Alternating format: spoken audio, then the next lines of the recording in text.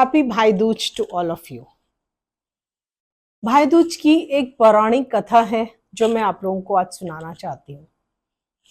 एक बुढ़िया थी, उसके दो बच्चे थे, एक लड़का और एक लड़की। लड़की की शादी हो चुकी थी, वो अपने घर में थी। लड़का और माँ एक साथ रहते थे। दोनों थोड़े से गरीब थे, तो माँ अवॉइड करती थी बेटे को बेटी के घर भेजना, क्योंकि उनके पास कुछ देने के लिए था नहीं। लेकिन बेटे का अपनी बहन से मिलने का उससे बहुत ज़्यादा मन किया, तो उसने बोला माँ को, माँ मैं जाना चाहता हूँ। माँ ने कोशिश किया रोकने की, बट भाई नहीं माना। तो माँ ने बोला फाइनली चले जाओ।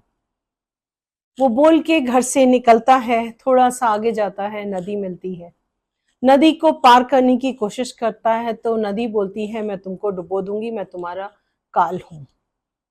वो लड़का बोलता है ठीक है, आपको जो करना है आप कर लीजिएगा, मैं अपनी बहन से टीका करवाने जा रहा हूँ, मैं वापस आता हूँ, आपको जो आपको अच्छा लगे आप करिएगा। उससे आगे जाता है, उसको एक स्नेक मिलता है। स्नेक बोलता है मैं तुम्हें डसूंगा। वहां पे भी वो यही बोलता है मैं अपनी बहन से टीका कराने जा रहा हूँ, आपको मुझे डसना है, मुझे मारना है, मैं वापस आऊंगा, तब आप मुझे आराम से डस लीजिएगा, मैं कुछ नहीं कहूंगा। वो भी उसको जाने देता है। वो लड़का आगे बढ़ता है, वहां पे शेर मिलता है। शेर उसको बोलता है मैं तुमको खाऊंगा, मैं तुम्हारा काल हूं। वहां पे भी वो लड़का यही जवाब देता है मैं अपनी बहन से मिलने जा रहा हूँ, टीका करवाने जा रहा हूँ, वापस आऊंगा, आपको अच्छा लगेगा आप मुझे खा लीजिएगा, मैं आपको तब नहीं रोकूंगा, अभी आप मुझे जाने दीजिए। शेर भी उसकी बात मान लेता है, वो चला जाता है।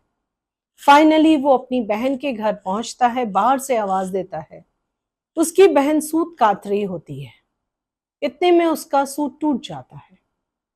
ऐसा मान्यता है कि अगर आपका सूत काटते हुए सूत टूट जाता है तो जब तक जुड़ता नहीं है तब तक एक बहन की, जिसका एक भाई हो, वो बहन बोलती नहीं है किसी से, इसलिए वो बहन बोल ही नहीं पाई। थोड़ी देर के बाद उसका सूत जुड़ गया। उधर उसके भाई ने सोचा शायद माँ सही कह रही थी, मुझे यहाँ नहीं आना चाहिए था। वो वापस मुड़ने लगता है, तभी बहन पीछे से उसको आवाज देती है भाई रुक जाओ, और उसको अपने ना बोलने का रीजन भी बताती है। तब भाई समझ जाता है, दोनों बैठते हैं। बहन अपनी पड़ोसन से जाके पूछती है चांद सितारे से भी ज्यादा प्यारा अगर कोई तुम्हारे घर आया हो तो तुम क्या करोगे। पड़ोसन उसको मजाक में कहती है तेल से चौका लीपो और घी में चावल बनाओ। वो उसका मजाक नहीं समझती है, वापस आके यही करती है।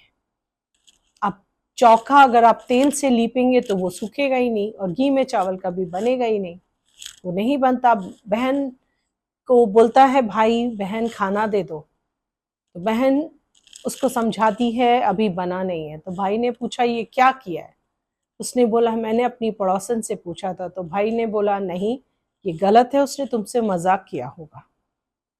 चावल हमेशा दूध में बनेगा और चौका हमेशा पानी से लीपा जाता है। वो लीपती है, दोनों बैठ के खाना खाते हैं। खाना खा के अगले दिन वो बोलता है मैं चलता हूँ, माँ अकेली है बहन, मैं आपसे मिल लिया।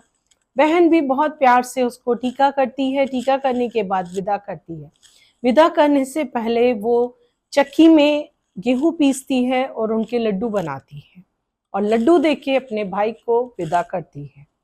भाई निकल जाता है। कुछ लड्डू उसने अपने बच्चों के लिए भी रखे होते हैं। अगला सुबह बच्चे कुछ खाने को मांगते हैं, वो लड्डू निकालती है तो लड्डू हरे रंग के हो जाते हैं। वो समझ जाती है कुछ तो गड़बड़ है। वो जाके चक्की में देखती है तो एक हरे रंग का सांप गेहूं के साथ पिस गया होता है।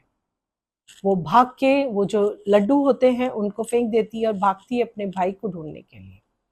थोड़ा आगे जाने के बाद उसको भाई उस पेड़ के नीचे छाए में लेटा हुआ मिल जाता है।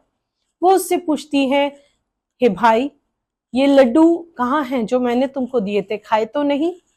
तो वो बोलता है नहीं बहन मैंने नहीं खाए, वो पेड़ पे लटका दिए हैं। वो उतारती है और उनको मिट्टी के अंदर दफना देती है। उसके बाद बात करती है तो उसको प्यास लगती है। प्यास लगती है, वो नदी के पास पानी लेने जाती है। वहां पे एक बूढ़ी औरत बैठी होती है। वो पूछती है, आप यहाँ क्या कर रहे हो? वो बताती है, मैं विधाता हूँ और मैं एक भाई का वेट कर रही हूँ जो गया है अपनी बहन से टीका कराने, मैं उसका काल हूँ। बहन समझ जाती है, उससे पूछती है, ऐसा कौन सा तरीका है जिससे मैं अपने भाई की रक्षा कर सकती हूँ? विधाता उसको बताती है कि उसके ऊपर 7 काल हैं। अगर तुम उसको गाली दोगी और उसकी ढाल बनोगी तो तुम अपने भाई को बचा सकती हो। पानी पी के वो वापस आती है, अपने भाई को कहती है, रुको, मैं भी तुमको तुम्हारे साथ घर चलूंगी छोड़ने। भाई बोलता है, ठीक है। घर जाती है, घर जाके एक मांस का टुकड़ा लाती है, दूध लाती है और एक चुन्नी लेके वापस आती है। दोनों चलना शुरू करते हैं। सबसे पहले नदी मिलती है, नदी में वो चुन्नी चढ़ा देती है, नदी खुश हो जाती है और उनको रास्ता दे देती है। उसके आगे जाती है, उसको स्नेक मिलता है। स्नेक को वो दूध पिलाती है। स्नेक जब तक दूध पीता है, ये दोनों शांति से रास्ता पार कर लेते हैं। उसके आगे जाती है, शेर मिलता है। शेर के लिए वो मांस का टुकड़ा लेके जाती है, तो वो शेर उसको खा लेता है। तो ये लोग राजी खुशी अपने घर पहुंच जाते हैं। वहां पहुंचती है तो भाई को गालियां देना शुरू करती है। भाई परेशान, माँ परेशान, सब कुछ तो ठीक था, ये गाली क्यों दे रही है? किसी को कुछ समझ नहीं आता, लेकिन कुछ नहीं कह सकते। भाई भी कहता है, कल तक तो ठीक थी, आज पता नहीं इसको क्या हुआ है। उसके बाद भाई के लिए शादी के रिश्ते आते हैं। वहां पे मिठाई आती है, तो वो सबको भाई को गाली देती है और बोलती है, पहले मेरी पूजा करो, पहले मुझे ऑफर करो, तब भाई को ऑफर करना। वो होता है, उसकी एंगेजमेंट होती है। तब वहां पे वो बोलती है, पहले मेरी को पूजो, पहले मेरे से प्रार्थना करो, तब भाई को करो। सब लोग बहुत परेशान होते हैं कि ये ऐसे क्यों कर रही है। तो जैसे एंगेजमेंट होती है, वहां पे सांप आ जाता है, उसको भी मारती है। उसके बाद जब शादी होने वाली होती है, उस दिन भी फेरों पे आग लग जाती है। निकासी होती है तो बोलती है, पहले मेरी निकासी करो और इसको पीछे के दरवाजे से भेजो, आगे के दरवाजे से लड़के को नहीं भेजना है। सब लोग उसकी बात मान लेते हैं। वो पीछे से जाता है, इतने में आगे का जो दरवाजा होता है वो टूट के गिर जाता है। तब लोगों की समझ में थोड़ा थोड़ा आने लग जाता है कि ये मुंह की जरूर कड़वी है, लेकिन अपने भाग्यशाली है, ताकि अपने भाई को बचा रही है। ऐसे करते करते वो सब घातों से उसको बचाती है। आखिरी में शादी हो जाती है भाई की, लेकिन हर ओकेजन पे वो उसको गाली देती है। उसके बाद जब शादी होती है, पहली रात होती है, तो बोलती है, मैं इनके साथ सोऊंगी।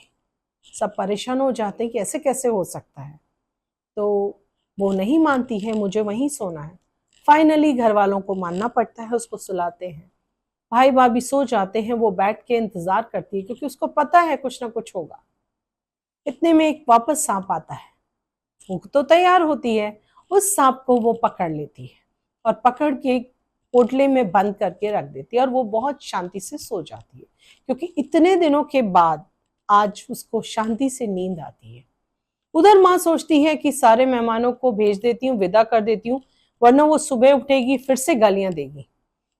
वो सबको भेज देती है। वो लड़की उठती है, माँ से पूछती है, मेहमान कहाँ गए? माँ बता देती है। वो बोलती है, नहीं, उन सबको वापस बुलाओ। सब मेहमानों को वापस बुलाया जाता है। तब वो सबको सच्चाई बताती है और बताती है कि कैसे उस मेरे भाई के ऊपर इतनी सारी प्रॉब्लम्स थी, जिनको ऐसा करना ज़रूरी था, इसीलिए मैं गाली दे रही थी और मैं ये सब कर रही थी। सब बहुत खुश हो जाते हैं, उसको बहुत सारा आशीर्वाद मिलता है और उसके भाई की जीवन रक्षा होती है अपनी बहन के द्वारा। तभी से हम लोग भाई दूज मनाते हैं। जैसी रक्षा उस बहन ने अपने भाई की, वैसी ही सब लोग करें और अपना जो भाई दूज है बहुत अच्छे से तभी से हम सब मनाते हैं।